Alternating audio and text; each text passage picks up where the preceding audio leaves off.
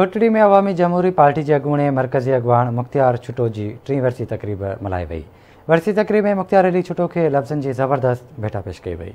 उन हवाले से वीडियोन ते मौजूद है असद मंगरियो। जी असद।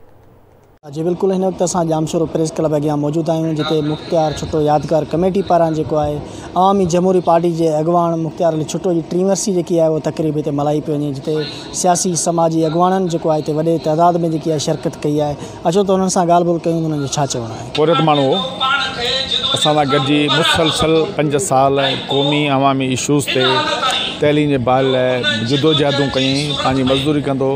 उन खां पोइ टाइम कढी क़ौमी मसइलनि ते, तइलीमी मसइलनि ते सखर खां लाड़काने खां अलामा भिक्षा खां अलामा काज़ ताईं तमामु वॾियूं लॉन्ग मार्चूं कई।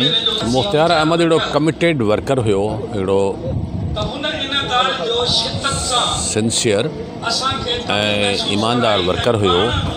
ऐं अहिड़ा वर्कर घणा आहिनि तमामु सिंध में जेके हींअर बेअमल आहिनि या पासीरा थी विया आहिनि। अवामी जमहूरी पार्टी जो सीनियर मरकज़ी ख़ज़ानची ऐं पुराणो वर्कर हुयो। उनजी वर्सी असां 3 साल मुसलसल मल्हाए रहिया आहियूं ऐं उनखे ख़राज तस्कीन पेश करे रहिया आहियूं। असांजे सिंध जे सियासी ऐं समाजी जदोजहद जो अॻुवान रहियो आहे ऐं साईंअ जी ज़िंदगी जे मुख़्तलिफ़ पहलुअनि ते काफ़ी दोस्तनि रोशनी विधी आहे।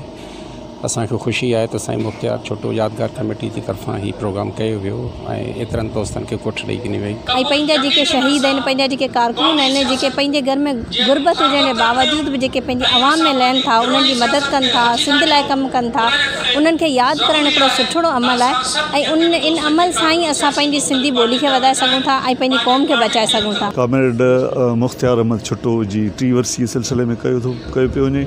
मुख्तियार अहमद छुटो सियासी समाजी अगवान रहियो आहे। अवामी जमहूरी पार्टी जो मरकज़ी अगवान हुयो, जंहिंजी जदोजहद कोटड़ी साइट एरिया जे मसइलनि खां, बुनियादी मसइलनि खां वठी तालीम जी बहाली ताईं, तालीम जी बहाली खां वठी मंशात फ़रोशी जे ख़िलाफ़ु हुनजो हर पोरे तबिके जे हक़नि जे हासिलात जे लाइ उनजो आवाज़ बुलंद हुयो। इन सियासी समाजी अगवाननि जी ॻाल्हि ॿोल ॿुधी, जंहिंजो चवणु हो त मुख्तियार अली छुटो तारीख़ में हमेशह ज़िंदा रहंदो, जंहिंजी सिंध लाइ कयल ख़िदमतूं जेके आहिनि विसारण जोॻियूं न आहिनि।